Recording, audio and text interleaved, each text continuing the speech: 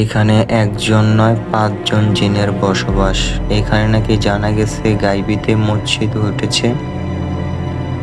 দেখতে দেখা যাচ্ছে কি গা জমজমে। এখানে জিনেরা নামাজ পড়ে এক রাতে এখানে গাইবীতে মসজিদ উঠেছে। জিনেরা সেটি তুলেছে গাইবীতে।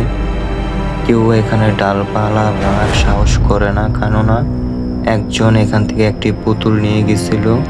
সে ২ দিন পর সেই পুতুলটা এই পুকুরের মাঝে পালিয়ে গেছে। ৩ দিন পর সে মারা যায়।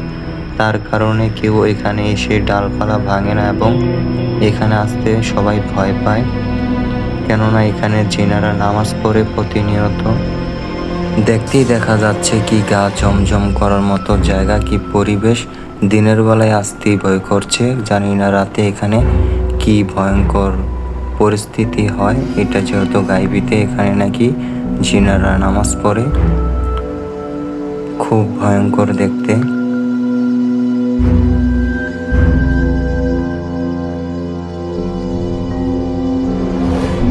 কোনো কিছুই ছিল না, তবে হঠাৎ করেই নাকি এক রাতে এখানে মসজিদ তৈরি হয়ে যায়। পরের দিন ভোরবেলায় গ্রামের মানুষ জঙ্গলের মধ্যেই মসজিদটি দেখতে পায় এবং সেই থেকেই এটার নাম গায়েবী মসজিদ।